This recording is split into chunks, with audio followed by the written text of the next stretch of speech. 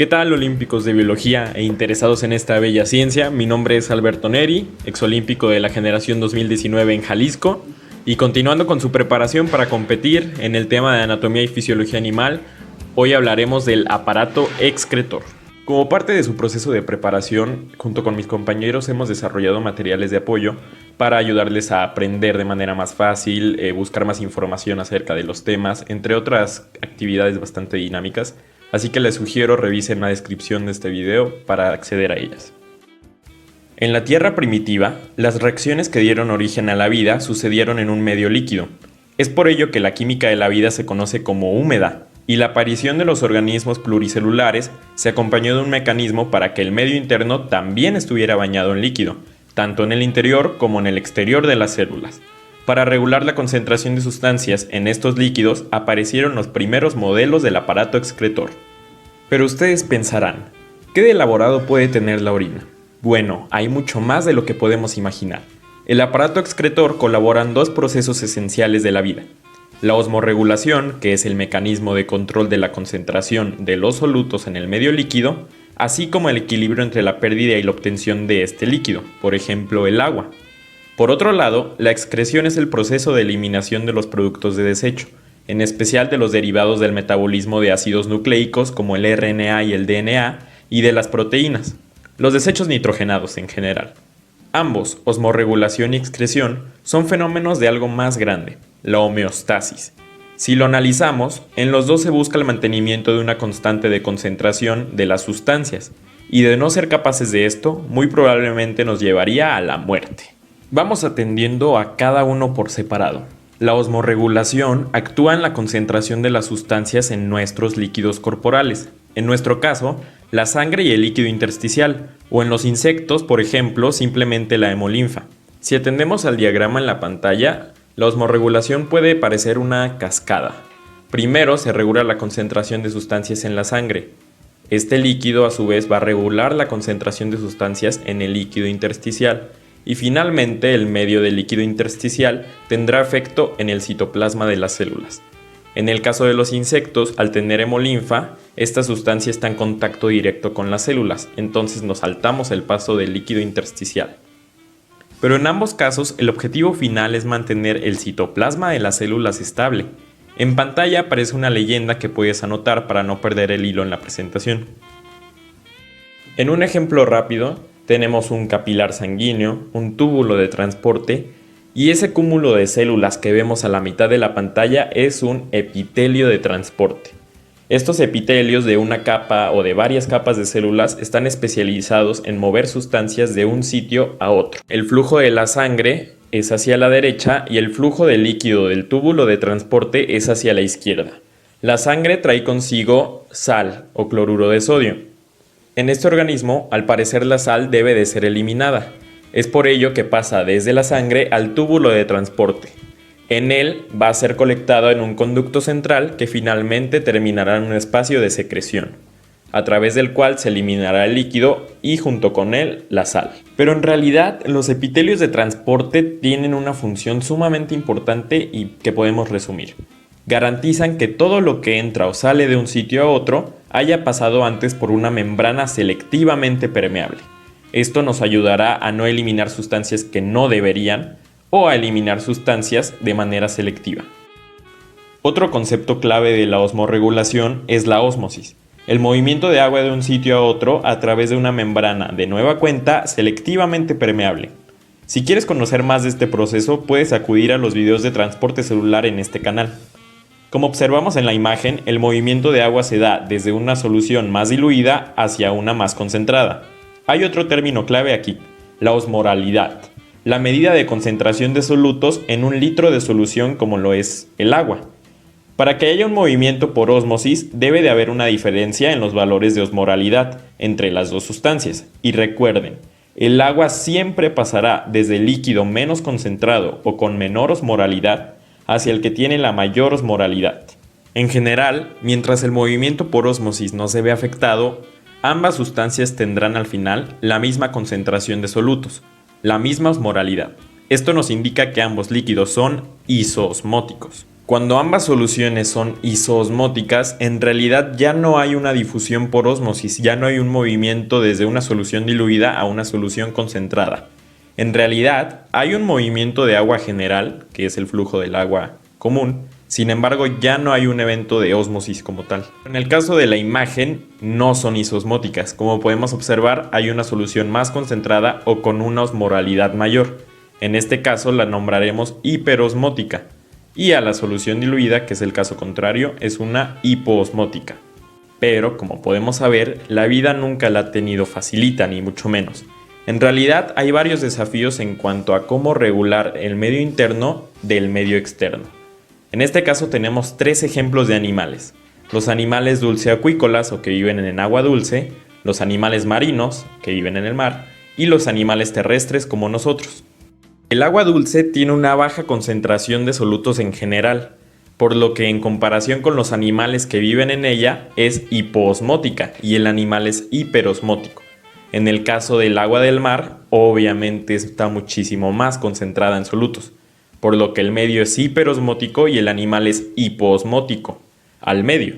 Sin embargo, en el medio terrestre, como no estamos suspendidos en un medio líquido, solo en un medio deshidratante, pues no aplica mucho para el animal.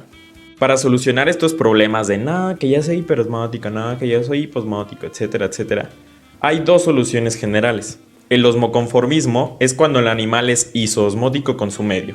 Ya no le importa si viene o si va, porque él tiene la misma osmolaridad que el medio externo. En ese caso no tiene que recurrir a una regulación activa o algún mecanismo.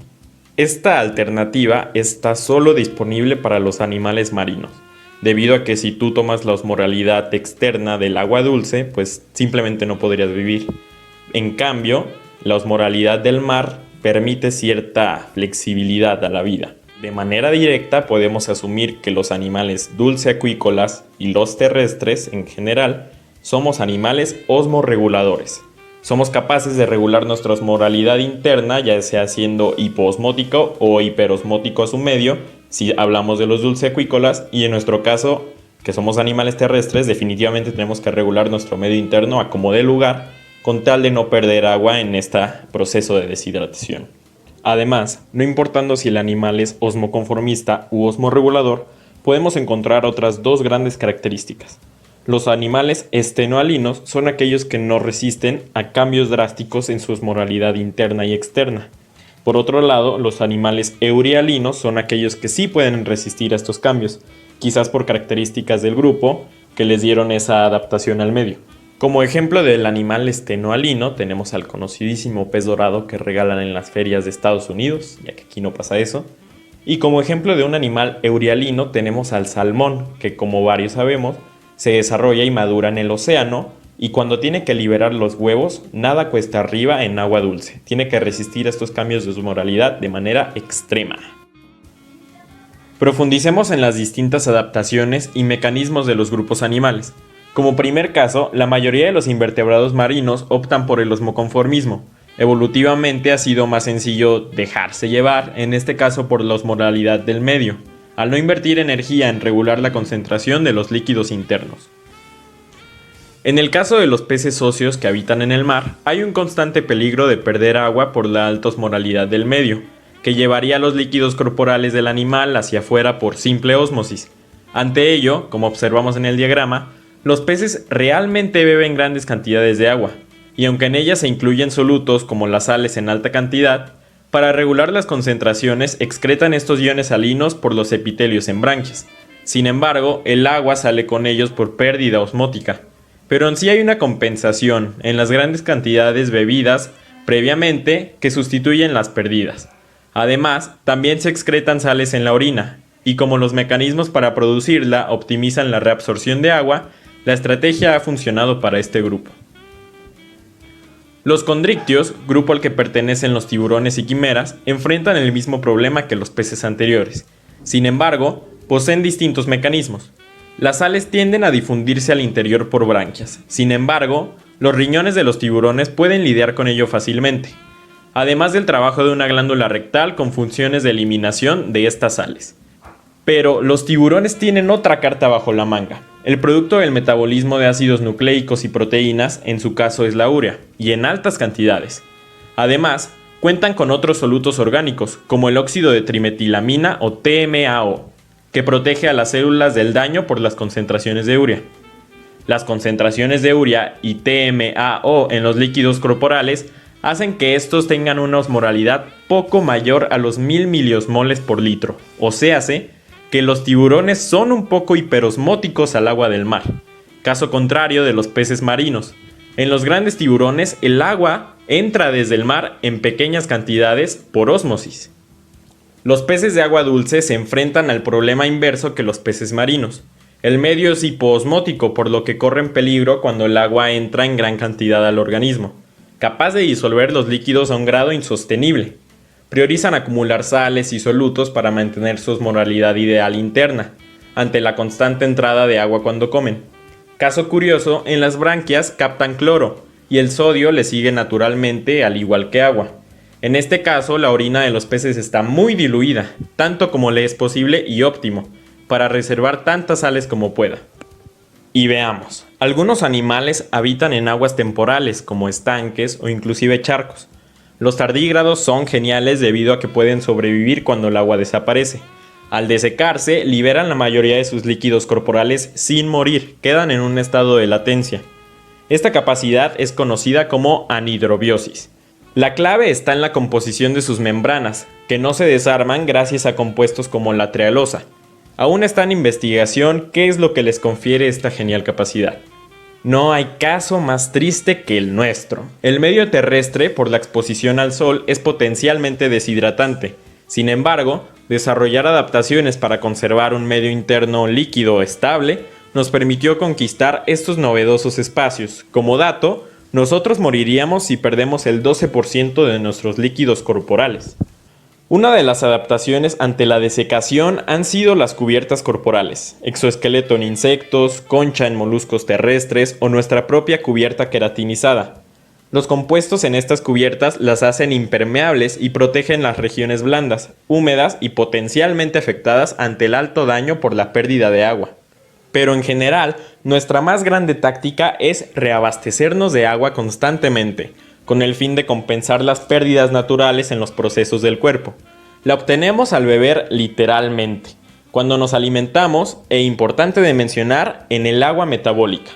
Resulta de los distintos procesos celulares. Es tan importante para la vida, aunque no tan notoria en nosotros, ya que, como observamos en la gráfica, nuestras principales fuentes son las dos primeras. Pero en algunos animales mejor adaptados a ambientes como el desierto, por ejemplo esta genial rata canguro, pueden sobrevivir con las cantidades valiosas de agua metabólica, y el resto necesario es obtenido en los alimentos. Esta característica le confirió un éxito rotundo a las ratas canguro. Algunos otros animales optan por vivir de noche en temperaturas bajas y una humedad alta. Y frenando el tema de osmorregulación parcialmente, es momento de hablar de los desechos nitrogenados, nudo de la excreción. Como ya saben, producto del metabolismo de proteínas y ácidos nucleicos, las enzimas involucradas liberan estas sustancias inicialmente en forma de amoníaco. Esta sustancia es resultado del proceso básico, por lo que conlleva el gasto mínimo de energía. Sin embargo, las concentraciones crecientes llegan a ser muy tóxicas a menos de que se eliminen rápidamente, como, por ejemplo, diluirlo en agua. Así que los animales que habitan en medios acuáticos optan por eliminar estos desechos en forma de amoníaco. Es por ello que se conocen como animales amoniotélicos. Los invertebrados pueden eliminarlo directamente por la pared corporal. Sin embargo, los peces no tienen esa opción. Generalmente excretan el amoníaco en forma del ion amonio. Al captar sodio en las branquias, es básicamente un intercambio. Pero la mayoría de los animales terrestres no tenemos esa opción en lo más mínimo. Al no estar en agua, el amoníaco no puede difundirse continuamente y terminaríamos muertos por las concentraciones altas. Ante ello, hay una inversión de energía para sintetizar una sustancia más noble, la urea, que no deja de ser tóxica en altas concentraciones, pero es mucho más segura y puede ser acumulada en la orina en altas cantidades. Se produce en el hígado y se elimina en los riñones. Y como podemos observar en la imagen, la mayoría de los animales terrestres, mamíferos, anfibios adultos, tiburones, tortugas y algunos peces óseos, utilizamos a la urea como sustancia de desecho. Por otro lado, algunos animales optan por la producción de una sustancia mucho menos tóxica, en forma semisólida que reduce la pérdida de agua de manera absoluta, al no requerir eliminarse en un líquido como la orina, aunque requiere una mayor cantidad de energía. Hablamos del ácido úrico. Además del clásico ejemplo de la popó pipí de las aves en nuestros vidrios del carro, los huevos de reptiles y aves están limitados en disponibilidad de líquidos. Los gases pueden difundirse, pero no es el caso de los desechos nitrogenados. La urea y el amoníaco terminarían por intoxicar al organismo en el huevo, así que la opción más apta es el ácido úrico, que puede precipitarse en el huevo ya que es insoluble en el agua y simplemente se elimina al momento de la eclosión. En cualquiera de los tres casos, amoniotélicos, ureotélicos o uricotélicos, no debemos casarnos con la idea de que un grupo específico tiene una forma de desecho propia. Siempre hay excepciones. Un caso interesante sería investigar sobre las tortugas. Y acabando con esta introducción de osmorregulación y excreción, vamos al nudo del problema, el proceso excretor. Generalmente pensamos en este proceso como la generación del líquido orina.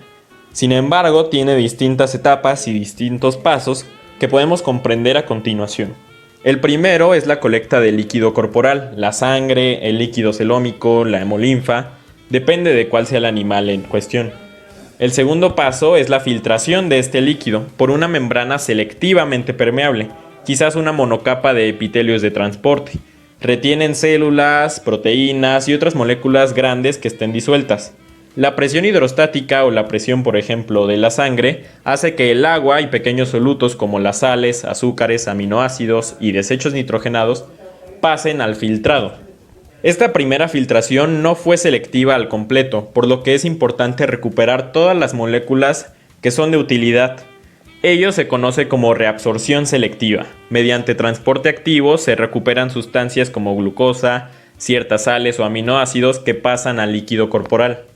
El siguiente paso sería eliminar las sales que quedaron en exceso en el líquido corporal, además de toxinas o algunos otros desechos. Este proceso de regresarle sustancias se conoce como secreción.